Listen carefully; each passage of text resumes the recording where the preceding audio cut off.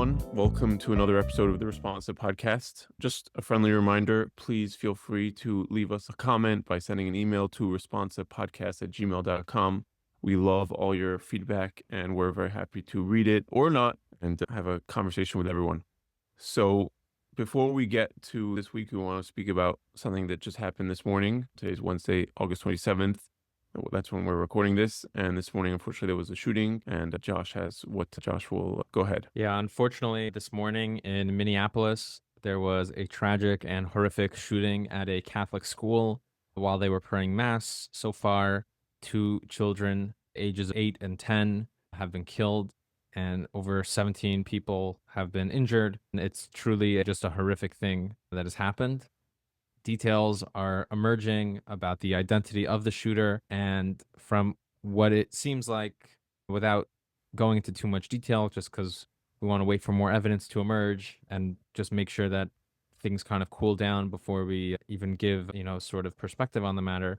But from details that are emerging, this seems like a very deeply sick individual. There were some videos from as early as 2021 of this person maniacally laughing with guns, knives, and ammo. People online have been circulating images seemingly connected to the shooter with magazines for guns that say horrific things about murdering Donald Trump and 6 million Jews weren't enough.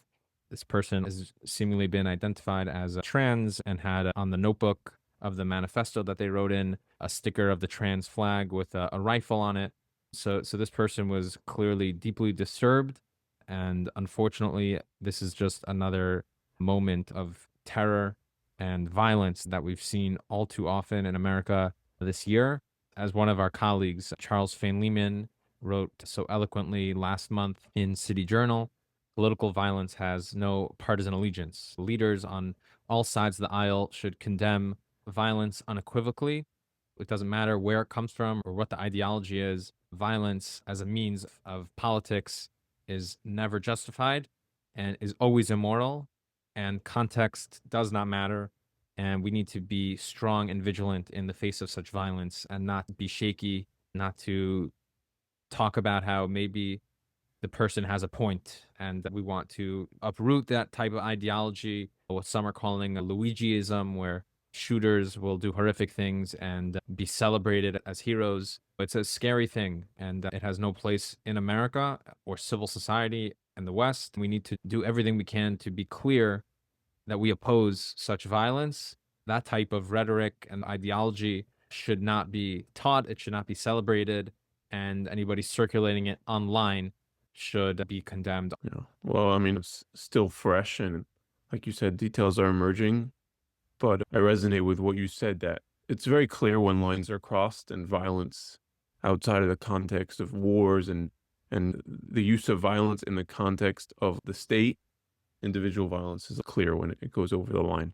Yeah, I think, unfortunately, we live in a world that is very much bent on moral relativism and postmodernism, and celebrations of violence are a product of that ideology. It is important for us to remember, as lovers of the West, that war is not the same violence as domestic or any sort of terrorism. Terrorism specifically is not in the context of war. What makes war different is that it is a suspension of normal life, usually by one country invading another and the other taking the call to defend itself from the invading force. This was not in the context of a war. This was innocent people who were murdered in cold blood in broad daylight while going to school. No matter what happens in war, that should never be an excuse for regular citizens to feel they can't go to school because some psychopath may kill them where they stand. So that is just very important that we are clear and reject any sort of tyrannical, anarchist violence, the likes of which have been rising since 2020, but even certainly this year, now a pattern of just terrible events. All that being said, and as terrible as this is, we're going to leave it for now. Maybe next week we'll talk more, but for now we're going to move on to some of the other developments that took place this week. Mostly today, we're going to be focusing on recent moves from Donald Trump. So, Yeah. Nathan, why don't you tell us about those recent developments? It has every conservative and Democratic pundit talking just some of the recent unorthodox moves by President Trump. What's your take? First, why don't you just tell us what happened, and then we'll get into some of the broader analysis. Yeah. So I think we'll maybe start with President Trump move to potentially remove Lisa Cook, who's one of the Federal Reserve governors. She's on the board of the Federal Reserve. So Lisa Cook was appointed to the board of the Federal Reserve by President Biden in 2022. It's come out from the housing agency run by a Trump appointee that Mrs. Cook had falsified some information in a mortgage claim. There was some fraudulence, and now Trump is seeking to remove her for cause. So, why don't you just tell us, to summarize in one or two sentences, what is the job of the Fed, and then what is the job of the Fed board specifically, and So, how are they appointed? right, as we've discussed, the Federal Reserve was formed in 1913. The primary goal is to provide liquidity, money to the financial system, or to limit the amount of money in the financial system in relation to inflation, and also in relation to unemployment. So if there's unemployment, the Federal Reserve should be providing easier credit to the economy, lower interest rates so that we could have less unemployment. But if the issue is inflation, then the Federal Reserve should seek to raise interest rates and limit the flow of money so that inflation can come down. The board votes on these decisions of whether to raise or cut interest rates. Usually that board is unanimous, although recently this was the first time that the board did not vote unanimously. And essentially, the Federal Reserve is supposed to be non-political, which means ideally it should not take its cue from the president. It really should take its cue from the market and see what is in the best interest of the economy. Obviously, the president and those in the Federal Reserve might have a different view on that, but their main goal should be reducing inflation. Now, if we want to get into the constitutional discussion, this is a very fraught thing. And we've discussed this on the podcast. I think just so our listeners can understand, I just want to read a sentence from the Constitution so people can understand why this is constitutionally problematic. The first line of Article 2 is that the executive power shall be vested in a president. Our Constitution envisions that there is an executive power, the power to implement the laws, not make laws. That's only the Congress, and you can't interpret the laws. That's the judicial branch, but you can enforce the laws, right? So if there's a law in the book, then this branch over here, the executive branch, is what enforces them. And that executive branch is vested in one person, the president. And that is why the president hires and fires people, right? So once you create an agency that is in some way shielded from that, whether it's through the president's inability to fire them, maybe they can make decisions independent of the president. So you have, in some ways, veered from that constitutional framework. Right. Now, And I just want to interject because, as you said, this was passed in 1912 or 1913, 1913. but it was President Woodrow Wilson. Woodrow Wilson was a pretty anti-constitutional president. He openly spoke of his disdain for the rigidity of the Constitution. For those who have read his biographies, it was clear that he was a demagogic figure interested in getting more power for his own persona and creating this sort of global democratic nation. In that way, he would openly speak about how he did not like the Constitution. He felt the original document was too mechanical, an impediment to modernity and effective modern enlightened government. He was in favor of a living and interpretive constitution. So that he would do something not so constitutional is not surprising. The irony is that historically what ended up happening is this actually ended up limiting the power of the executive. It is interesting that it happened that way, but also noteworthy that it was Woodrow Wilson who often gets forgotten in history as a pretty anti-constitutional president. Right. So to get to the legal question here, these Federal Reserve Board governors are appointed for 14-year terms, and they can only be removed for cause, which has never really happened since Right. the 50s, which is essentially give them total independence from the president. And of course, that's a good thing, right? You can argue there's a lot of good reasons for that. And we talked about the trust that the market has in the Federal Reserve, that the Federal Reserve will always do what's right to fight inflation and always do what's best in the eyes of the economy. Whereas if people perceive that the Federal Reserve, which again has access to lots of regulatory oversight over banks and large financial institutions, but also capital, essentially the ability to print money, if people feel that that power can just be played with based on political whims, that will really upset markets. So there's many good reasons why we should insulate this power from the executive, the president, despite the constitutional concerns I talked about. To play devil's advocate in this way that you're saying, the founders, although certainly had wisdom that surpassed most people, even in modernity, meaning that what is found in the Constitution has been able to be adapted to modern times, much like the Bible and the approach the Talmud gives to applying the Bible to relevant periods throughout history. But in terms of modern commerce and trade and global economies and that were beginning to emerge in the 1900s and on, and have certainly gotten even more complex, it makes the case even stronger to say that maybe there needs to be an independent capitalism which is free from the tampering of, like you said, political whims and biases. Just to make that case, I think. Again, I'm Right, not saying whether I agree or not. It's right. just I mean, um, if you're speaking about capitalism, you could argue we should have no Federal Reserve at all. right. I think what just maybe a last point that makes this very interesting is, of course, the Supreme Court over the past decades, at least past basically maybe 15 years, has been striking down this ability of executive agencies to work separate from the president, who's the only democratically elected part of the executive, right? For example, the Supreme Court has upheld Trump's request to fire and appointees to the Consumer Product Safety Commission, which was another of these executive agencies that had overturned precedent that was very old, that those were commissioners who could be protected from the president's firing. A lot of this goes back to a famous case, Humphrey's Executor, which was a case in 1935 that basically said there are some agencies that are quasi-executive. That whole idea, what does it mean? You have something quasi? It doesn't say quasi anywhere. There's no quasi. There's three separation of powers, right? Separation of three branches of government. You can't have quasi in between. But there have been court cases that recognize this quasi power of some agency that might be insulated from the president. And that was famously Humphrey's Executor. And people are saying that the writing is on the wall to maybe strike down Humphrey's Executor completely, and that there should not be a for-cause requirement.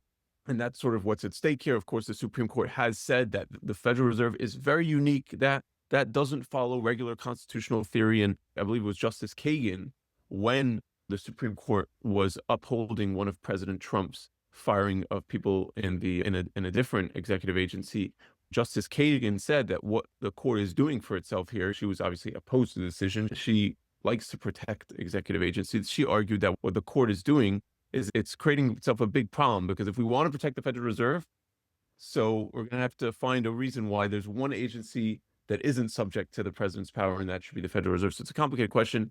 You could argue that doesn't mean the president has total control over the Federal Reserve. He still had to give a cause. There was a fraudulent behavior here. It was not without cause. Just to be clear, the fraudulent behavior in question, even if Trump is right, the evidence is that she listed two different homes as her primary residence. So we're not even talking about a major fraud here. Right. I Talking think about a also very part of the small, right. maybe technical misdemeanor if you go according to the letter of the law, but no court would ever have tried her for unethical behavior under such circumstances. Right. I think we could also note that part of the question is that it has not been proven in court that what she did was fraudulent. So even if there's like evidence, Right, exactly. the question would be, how high of a bar does the president need to meet to meet this for cause, requirement? And I mean, there's other takes I saw saying this Lisa Cook was appointed. She was a little woke when she was appointed. And so this is not President Trump calling Jerome Powell and telling him exactly what to do. Of course, the people who are concerned with it kind of is, because when you're removing the Biden appointees and you're basically making the majority of the board a Trump appointee who does what Trump wants, you do undermine the power of the Federal Reserve. And before we move on, I'll say one last thing. This reminds me of what we talked about a few weeks ago, which was in 1951, when President Truman wanted the Federal Reserve to cut interest rates. He appointed one of his staff members to the head of the Federal Reserve, hoping that my staff member will be loyal.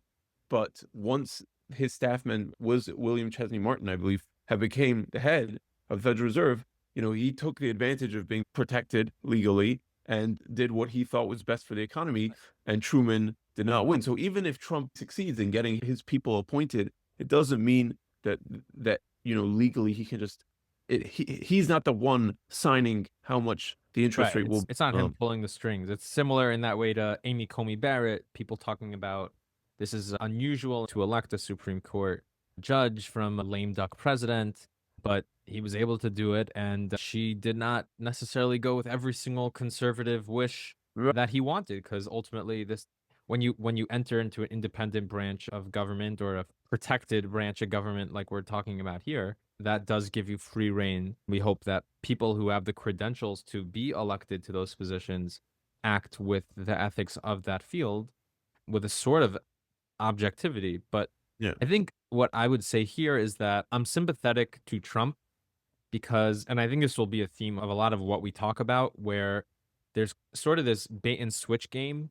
I know me and you spoke about this personally, but to air this grievance on the podcast, what keeps happening is the left has infiltrated institutions, then they politicize them, then, sort of Republican or conservative lawmaker or politician will call out that behavior, and then they say, stop politicizing this independent actor. And so, just to give a few concrete examples, very agenda driven medical professionals have taken over the doctoral field, and the American Pediatrics Association and the Psychological Association and the CDC, and driven this agenda trans and gender affirming care, which is a total word game. They have fabricated science, they have done shoddy research. That is a form of politicization of field that needs to be much more objective.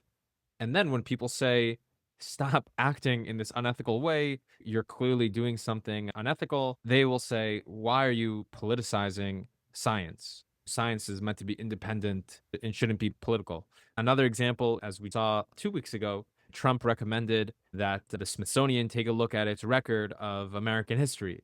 They said, stop politicizing. But in truth, I think they were the ones who politicized. They wrote the 1619 Project, which is a total revision and against what mostly unbiased historians thought was the true record. Heather McDonald spoke about this on C-SPAN in the 1990s, that the Smithsonian is distorting American history for political aims. Then Trump says, please stop doing that. And they then bait and switch and gaslight and say, you're politicizing the history.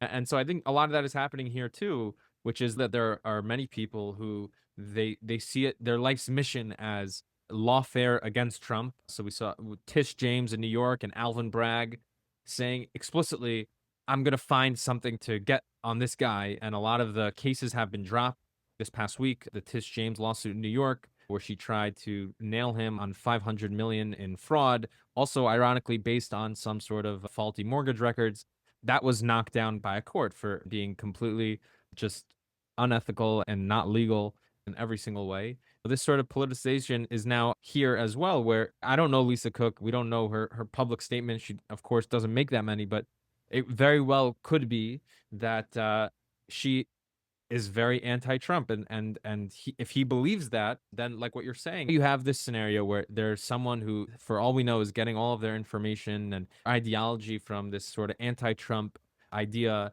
and I have to do everything in my power to oppose him. And maybe she sees that as her life mission. And now, just because she's on the Fed, the president can't pass a policy that he wants. But what I would say to that is, at the same time, number one, that is total speculation, meaning it could be she's just a regular woman who just happened to be appointed by Biden, but that doesn't make her a sort of Trump derangement syndrome personality.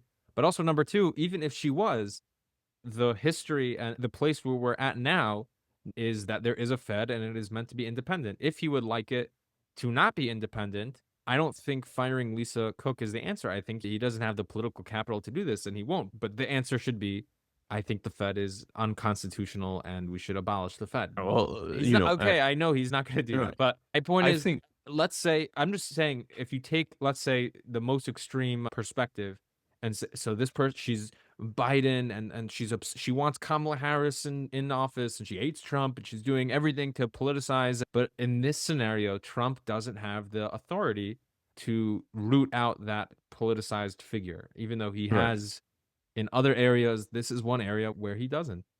Right. The reason they're removing her is not for her being woke. I think Well, what I saw was well, it's a pretext. right. It's clearly a pretext. No, right, right. And That I she's a think is Biden what appointee. is I think I saw people pointing out, or I guess let's put it this way: there are a lot of articles in the Wall Street Journal saying people should be worried about this. Shouldn't the market start freaking out? And the market has not freaked out yet, right? The market has not freaked out that oh my gosh, our Fed is politicized. Maybe partly because the market knows not every person on the Fed board is some economics genius. They're human beings. yeah, They make exactly. mistakes, and the point was that she was not no angel herself. So there's no reason to But to call that fall over cause, backwards. I think to call that cause It might be a yeah, I think it's cause. a Yeah. stretch, and I think clearly this is a pretext. I think some of the things we've said about the Democrats on this podcast is that they are not always great at politics. So when Trump wants to tamper down on crime, they'll say, "No, we love crime," meaning that their statements bring that across. And I think in some ways, Trump, for all the greatness of his political wherewithal and yeah, his ability to make public statements that do resonate with people, sometimes he says things that are very clearly personal animus and he shoots himself in the foot a lot. Had he I never think spoken about Lisa Cook, had he never threatened Jerome Powell and he said, here's this person on the Fed who I think is acting improperly, then I think the CNN talking heads would have much less fodder to go after Trump. But he openly will get on Truth Social and say Lisa Cook is a crook and she's a Biden appointee. And once you say that, it's so there's a great scene from Seinfeld where Jerry Seinfeld gets a suit jacket from the salesman that he didn't want to buy, but the salesman pressured him into it. And he comes back to the store to return the suit jacket, and they said, "Why are you returning the jacket?" And he said, "Out of spite." And they say, "Whoa, you can't return a jacket out of spite." So he said, "Okay, it doesn't fit properly." They say, "But you already said that you're returning it out of spite, so we can't, we can't do it." And right, that's right, kind of, I think, what Trump will do a lot. It doesn't help his cause always. right. I think the Fed and people from the administration have said they would respect what the court decides, whether this counts as something that's for cause. And I think lastly, is it's interesting. This is coming off news that you know we talked about last time the Federal Reserve made an announcement. They said they were not going to cut interest rates and they were still concerned about inflation. That's why Trump's very upset at them. He wants them to cut rates. If they cut rates, that would be better for reducing unemployment. And now the Federal Reserve said we should start cutting rates. You could even say maybe the Federal Reserve misjudged. And far from me, I'm not an economic expert like Jerome Powell and the other governors. They know more about economics than I do. But I think the market was not as worried about inflation a couple of weeks ago, and the Federal Reserve still was. And maybe that's right. But now the Federal Reserve has to catch up on the fighting unemployment game. It has to catch up on the cutting interest rate game. And the market is waiting for that. The president certainly is. And so the decisions of the Federal Reserve are not beyond question. And maybe that you should take some of the president's advice. He gives it in an annoying way. And clearly he's political. No one's saying that President Trump, his view is perfect. But he has a point when he says the unemployment numbers weren't great and inflation has been reduced.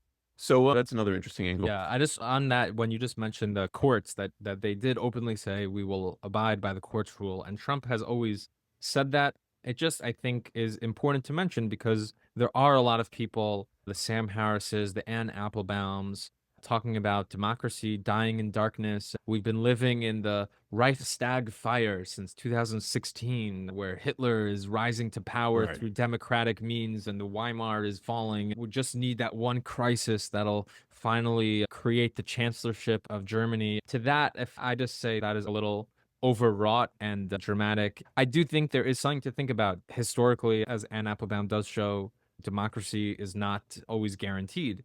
When Trump is saying, I'll follow whatever the court says, and even if he's upset about what the court says, he ultimately follows what the court says. So historically, Truman wanted his loyal person in the Fed. To the extent that this is a major shaking of the foundations of American democracy, I don't think so, but I do think it is important to notice that this week in particular, Trump was certainly acting in a way that not many presidents have acted. And I think it's accurate, as we've mentioned before on this podcast. And I want to mention that I think the Free Press must have been listening to this podcast because they just put out an article that totally stole this phrase from us, that Trump is like the Godfather. You're loyal to him, he'll be nice to you, you'll be on his good side. And if you upset him, if you don't do him a favor, then you might end up with a horse head at the foot of your bed. Right. Oh, Or maybe the Mossad is the one who passed it on to the free press because we know they're always listening. Right. Well, But we'll get into that at the end. we'll get into that That's in our the end. Mossad. Now, let's move on. So, we also have news that President Trump has been deploying the National Guard in different American cities. First, of course, Washington, D.C., but then he said he might deploy it in Chicago. And then Governor Pritzker of Chicago got up and said, please don't send them here. We're not afraid of you. So, Josh, do you have any thoughts on Yeah. that and the Insurrection Act, which Trump is Yeah. invoking? So also he said he was going to put it in New York, and Kathy Hochul was very upset by that. I think Baltimore also. Here's where I think Trump does a good job of politics, where he mobilized the National Guard in DC, and he had every right to do that. DC is not independent. They don't have a governor. The executive is meant to act as the governing force in Washington, DC. It's the capital. Most law and legal experts were saying Trump had it within his rights to do that. It's also important to remember that for all the hyperbole, the National Guard doesn't arrest anybody. They're not shooting anybody. This isn't the troops marching to the beat of Wagner through the streets to round up people, the dissidents. That's not what's happening. These are people just trying to quell crime by being a presence to strike fear into the hearts of criminals. And that's a good thing. And that puts the burden on the Democrats to say, we actually don't want to fight crime, which is why the politics of it are genius. The problem is that Trump does not have that same jurisdiction in other cities. The act that he's relying on, the Insurrection Act, which he actually used earlier, just a few months ago during the summer, to help out with the LA riots we saw. And the Insurrection Act was obviously intended to be put into effect in times of insurrection, but it was broadly interpreted in the law itself. It was broadly imposed also to address domestic violence, unlawful combination, or conspiracy in any state which results in the deprivation of constitutionally secured rights and where the state is unable, fails, or refuses to protect said rights. And so essentially, anytime there is some sort of violent uprising or rioting that gets out of control, the president has the power to declare, this sort of emergency that would give the green light for the National Guard to be sent in, where the state is unable to protect the rights of its people. That is where the president has that power. And so I think in LA, Trump clearly had that. We saw cinder blocks are being dropped on cop cars and buildings being burned and looted, and the police were not able to deal with those threats and just crazy rioting. But this is a totally different thing because there's no active riots in Baltimore and New York and Chicago and St. Louis. There's just a lot of crime that takes place. And so probably according to the letter of the law, you could interpret the state is unable to protect rights as there's a lot of crime, but that is a very broad interpretation of the law, certainly not what the law was intended for. Legally, I think Trump will probably get the go on this because technically the law says that if a state does not protect the rights of its citizens, then Trump has the authority. Technically, when crime happens and nothing is being done to stop that crime, the rights of the citizens are not being protected. But of course, we could recognize that there's a huge difference between immediate riot that needs attention, where the states are not able to protect the rights in the immediate short term of this riot happening, versus long term everyday crime that is taking place.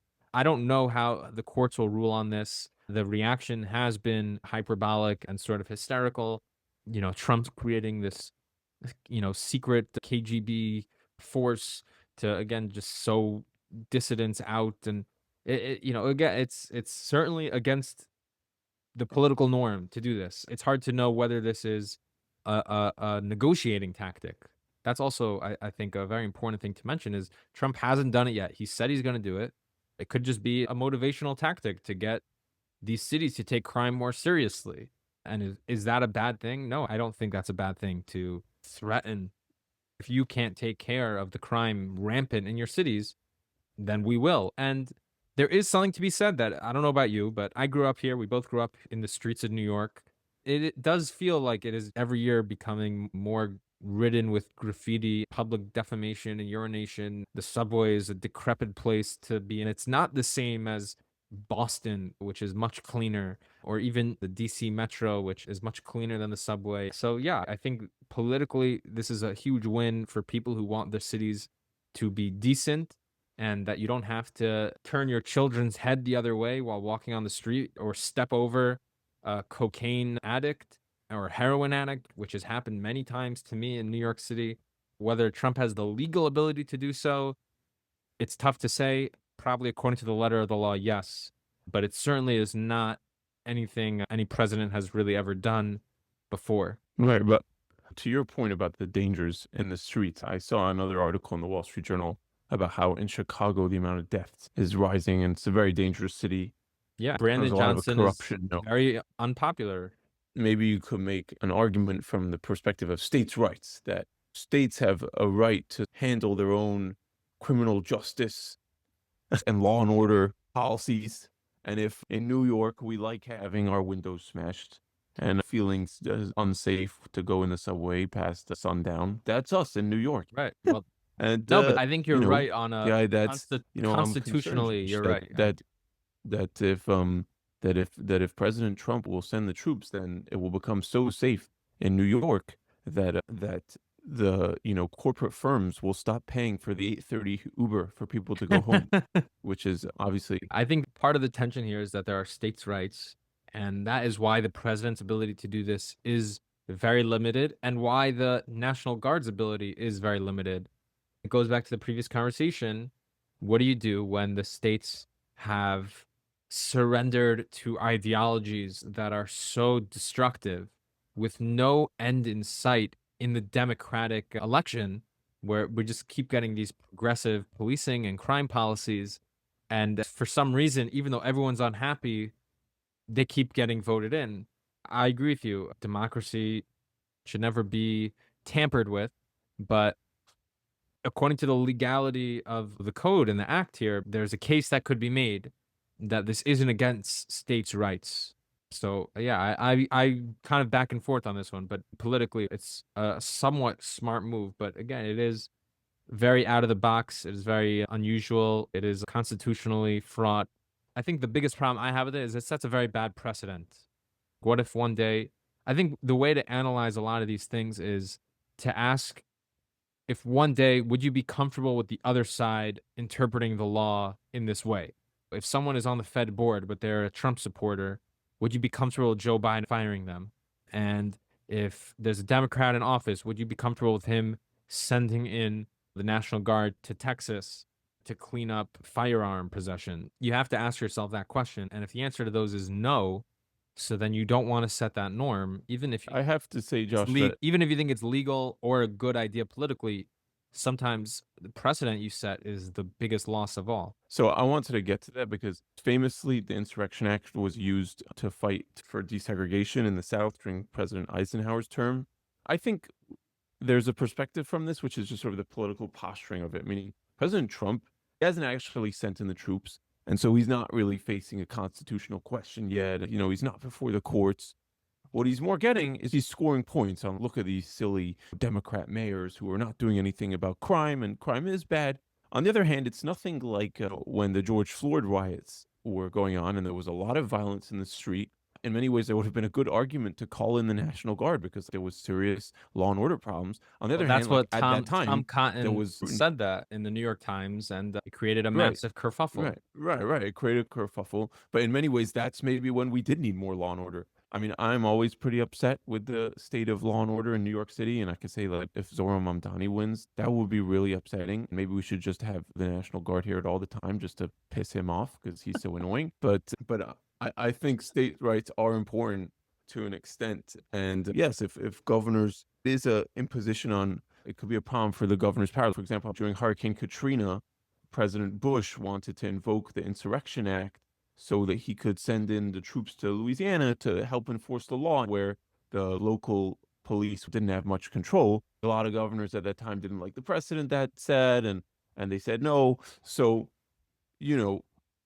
we are technically a unity of states, and there's something to be said from that, even when those states are doing very stupid things. On the other hand, there are definitely cases where the states are going too far, the case of desegregation. And during the George Floyd riots, I think people just let this country burn for too long. Yeah, that's Um, ultimately why Trump so, sent in the National Guard to LA a few months ago. right, but I guess right now he's just sort of scoring points, and I don't think there's a massive emergency Well, anywhere that that's a good segue to the next thing that Trump did, the executive order he signed on the flag burning. This is something I know you wanted to talk about, especially legally. So why don't you tell us what happened there? I think it definitely fits into this question of what's politically a good move for Trump. Yeah, so this executive order does not necessarily ban flag burning. There was a dissent of a famous case about flag burning where Justice Scalia wrote that maybe flag burning could be not protected under the Bill of Rights. Well, I just But generally, before you get to what your point is, that I think that history is important. Justice Scalia, notably one of the most conservative constitutional legal minds of American history, said, if I was king, I would ban flag burning. But I'm not the king. And this strikes me as a form of symbolic speech. And as such, it should be protected under the First Amendment. That was his opinion. And he sided with the majority to make it a 5-4 decision. So it just eked over the line to get passed in Texas versus Johnson. This was a case in the 80s where Scalia ruled with the majority that flag burning was constitutionally protected free speech. right. So so like you said, it's particularly constituted free speech. And so all this executive order is doing is encouraging the Department of Justice to basically prosecute cases that are already, whether it's incitements to violence, racketeering, disorderly conduct, destruction of property, violating the burning fire codes, and so on. It's in the context of areas where a flag might also have been burned when that illegal act was done, which I think makes perfect sense. Meaning, if someone's violating the law and adjacent to that, he's doing something which is maybe not violating the law, but is still a very upsetting act, namely burning a flag, that it could be argued that that's maybe a violation of law we should take a little bit more seriously than someone who's doing it without burning the flag. Right. So the importance is that you're making, and this is crucial, that is that some people are saying Trump is banning flag burning and this is against free speech, but that's not true. Some people are making the more nuanced argument that even for Trump to direct his Department of Justice towards a specific act that is constitutionally protected is also legally precarious. But I think that's a much smaller, more limited legal question of could you direct the Department of Justice in a certain direction? I guess, but I like Very to different add, than an assault on free speech. right. And there's another element of the executive order that I'll read from the order here. American flag burning is also used by groups of foreign nationals as a calculated act to intimidate and threaten violence against Americans because of their nationality and place of birth. So, sometimes that act of flag burning is not an act of flag burning per se. It could be defined as an act of incitement to violence and intimidation. That was actually what we didn't even speak about this so much, but Marjorie Taylor Greene was on Megyn Kelly's podcast, and she brought up this case where a judge ruled that you're allowed to burn the American flag, but you're not allowed to burn the Israeli flag. And so she totally lied. What she was actually talking about was a decision that if somebody is wearing a sort of Jewish symbol and they use that Jewish symbol to hurt you or intimidate you, that is a form of hate. And so that is just an important way of showing that the line between speech and action is very blurry. And so like what you're saying, that two acts, one of just regular flag burning, but the other of intimidation, they depend on the context. It's Right. important that Trump is able to show that. Right. And I think what I also want to put in greater context is the idea of free speech. Our Constitution protects people's right to free speech. In America, we have a very broad understanding of that. We don't have hate speech laws, and we have strong protections of that. For example, notably, I'll just give an example of that kind of jurisprudence, which is Snyder versus Phillips, which was a famous case from 2011, I believe, when I believe it was a Westboro Baptist church. They were doing something very insulting at an American soldier's funeral. The family of the soldier wanted to bring an emotional distress tort claim, which is an element of tort law that you could hurt someone through causing emotional distress. It's very hard bar to meet, although you can beat it. If you really damage someone emotionally and from sort of a psychological perspective, that can be a form of damages. But here the court said, yeah, but here, yes, it might have been very emotionally distressful to this family, but ultimately it was a protected speech because they were making a political point about this soldier in the United States and the American Army. And it was Justice Alito who wrote about, have we not lost the idea that not all speech, just because it's about a political topic, automatically equals protected? This goes back 100 years. There were cases about anarchistic speech. And when does that flow into someone screaming fire in a sit Right, exactly. I was gonna in a say movie that is, theater? the huge misconception around a lot of the free speech activists and libertarian view is you're allowed to say fire in a crowded theater, but that's a huge misnomer. Incitement to violence is actually not protected free speech. And like you're saying, that context could be expressed in a flag burning.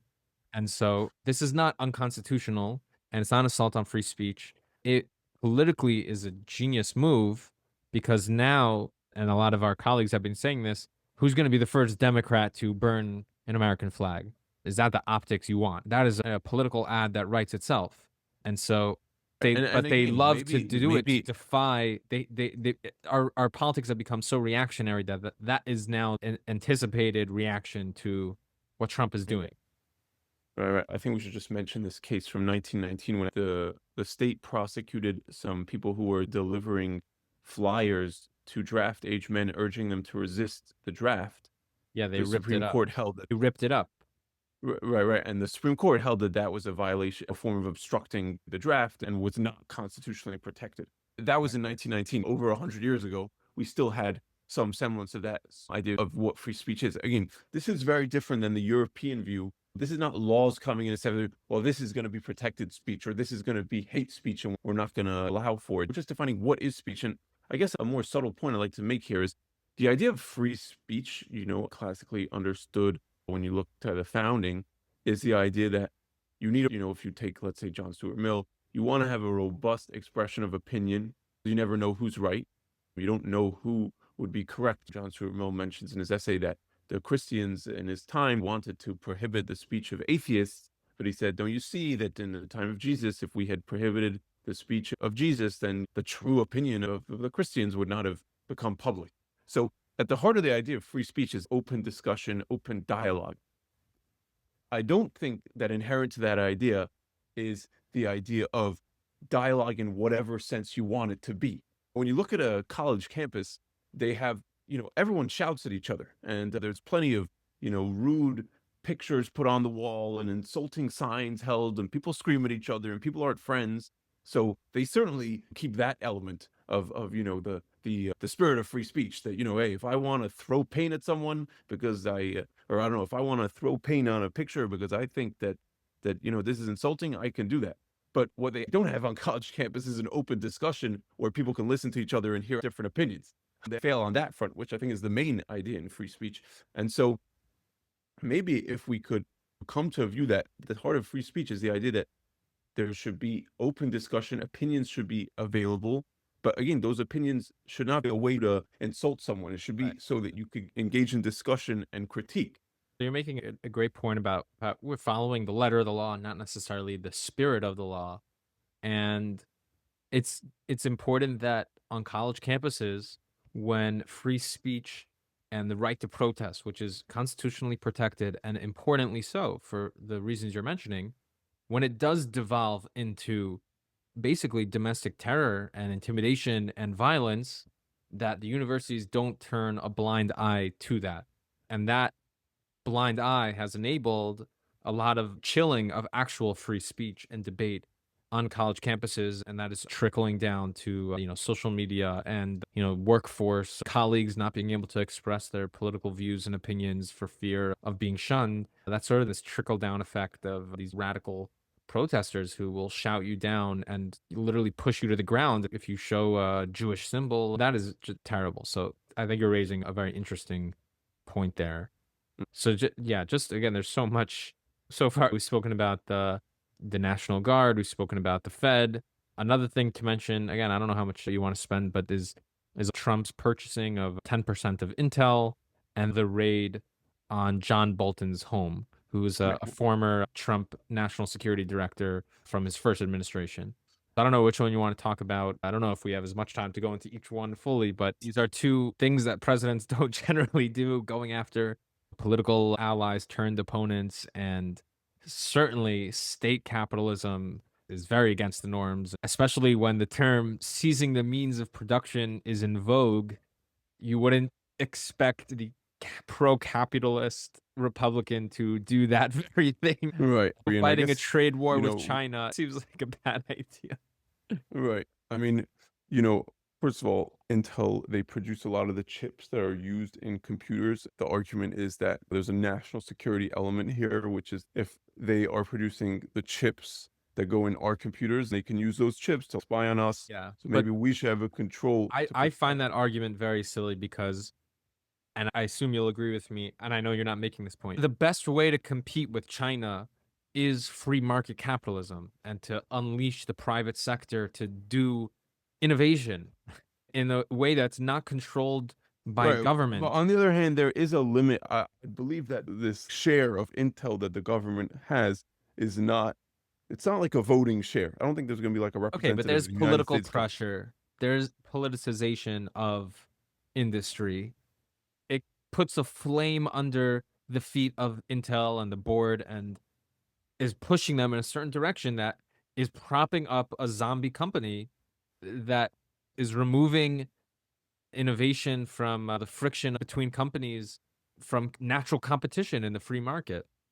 Right. I mean, on the other hand, maybe there's an element of it that Intel is a company that's poised to make a lot of money. And why should the United States not get in on that? Yeah, Maybe so it's that just an I investment. heard this argument from another one of our colleagues, Judge Glock, on the City Journal podcast. He was saying Biden already poured a ton of taxpayer money into chips. He was subsidizing them already, so we might as well get a return on that to the taxpayer. But free money is very different than taking part as a shareholder in a company.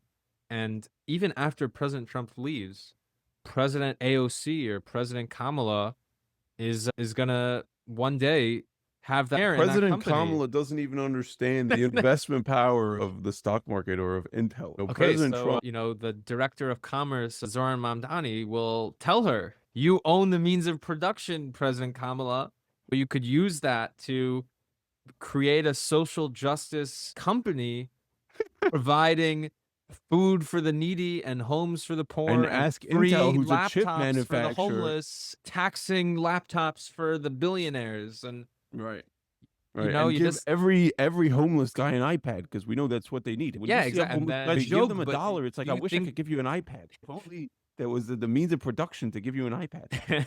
I know you joke, but 10 years down the line, if this is still owned by the government, I don't see how that doesn't happen in the next democratic social justice administration. I guess we have to wait and see. This is still a very small element, and you have to put things in the larger picture.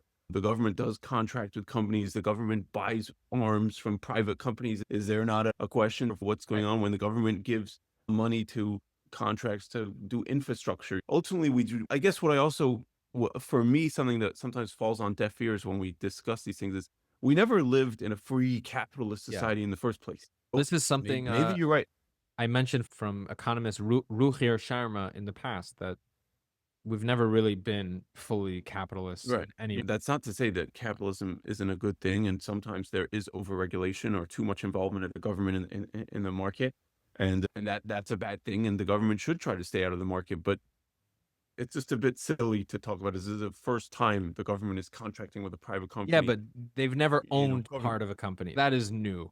And I think that's a big step up from Right. contracting. I also saw that there's going to be opposite criticism, especially if the government doesn't have a voting share, and then Intel decides to fire a bunch of people. It's going to look bad on the U.S. government that they are holding ownership and benefiting from people being fired. In some ways, you can't get it right either way. Well, that's why I don't see why Trump thought this was a good idea, and it's resulting in his, speakers for his mouthpieces turning themselves into pretzels, and heritage somehow becoming not free market, even though it's supposed to be free market, and all these ex post facto justifications now having to reverse course on free market capitalist ideas. I don't think that's a good thing for the Republican Party.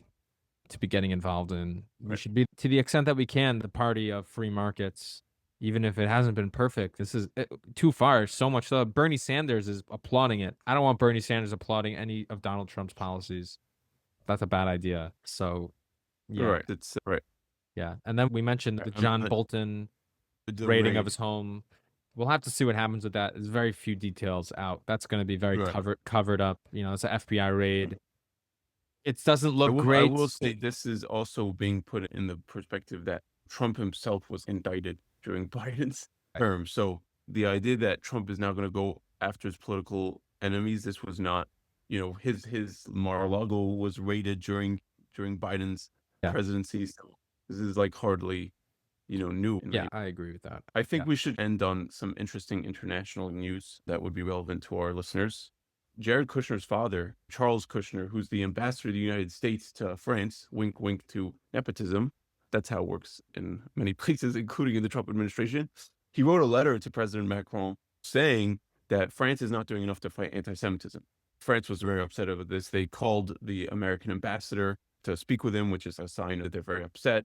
And Charles Kushner was not actually there when they called him in. So the number two person came in and they said that America should not interfere with the personal politics of the French. And I think first to put in the context that, Macron his government might collapse and he's desperately trying to use the distraction of Israel to distract from any problems in France. And this is America playing that same game. We know that this letter, it's not really going to go far. It's just a letter to the French. They're just going to ignore it. There's bad anti-Semitism in France, but the truth is the French don't care what the American ambassador or the American Jewish community has to say about anti-Semitism there. But the point is, if you're going to play politics where you just poke at Israel to deal with your own problems, America could do the same and poke holes at you to make you look bad. And that's kind of how I view this, is like a taste of their own medicine, Yeah, You know, the especially Macron inserts himself into international affairs of other countries frequently, especially in Israel and Palestine, calling on Israel to recognize a Palestinian state and that he's going to recognize a Palestinian state and condemning Israel constantly. It's such a silly thing, especially Kushner is the ambassador to France. Like it's his job to, kind of make recommendations, and it's not I out mean, of the if any purview of right. It's not President Trump getting up and giving a speech about France. Are we not allowed to say anything about France? Yeah. All right, before we finish, I have to ask you, and I know you're going to get mad at me. What do you think about Taylor Swift's engagement? Oh, I mean, what do I think? I mean, okay, she got engaged. Good for her. Mazel tov. I don't know. There we What go. do you think about it? Do you have an opinion? I think it's funny how many podcasts today were titled Taylor Swift got engaged from sources I wouldn't have expected to care that much about it. I don't think it's such a big cultural moment. I think power couples are kind of done. But to the extent that it makes people believe in marriage, I think it's good. I just don't think it does that. I think it's very much celebrity culture. She's wearing a $500 million engagement ring. I don't think Really? this Is is that like how much that's yeah, no way. yeah. It's that expensive? Yeah, $500,000. So just by the way, anyone talking about like 8-pack and $100,000 engagement ring. oh, sorry, 500. Sorry, $500,000. $500,000, yeah. How That is really expensive. I guess it makes sense. They make lots of millions, these people. I So don't know. when I the don't find divorce this. comes, I wonder. Yeah, exactly. It's celebrity 500,000. culture. It's kind of English monarchical in the sense of the plebeians loving the happenings of the luxury and how the other half lives type of thinking. I guess another question is, like, if your wife says to you, Josh, that the reason she married you is because she saw that Taylor Swift got married and she wants her to be like, does that make you I don't better think in your that's marriage or worse? I don't think I that's think I it think would the make me argument worse, is that personally. it brings the idea of traditional commitment back in vogue. If you have two high profile people, this famous NFL star, all-American kind of guy's guy, and this all-American Southern girl getting married, just for the health of the country, people think culturally that is a good sign, as opposed to some sort of non-traditional, unorthodox relationship or dismissal of marriage. They're coming together in a traditional way. That's good for society. And I think there is something to be said about that. But I think your criticism is good that, how relatable is this? I think her caption was, your gym teacher and your English teacher are getting married. I don't buy that. I don't know why anybody. Right. I think a lot of people That's do buy it. definitely. I just think it's very silly. I mean, Taylor Swift's a billionaire, and Travis Kelce's multiple Super Bowl winner, also multimillionaire. They're If not you're a gym regular. They're not teacher and regular you're people. right, right. This is total luxury culture and totally fawning over that luxury culture, and it's a interesting cultural touchstone.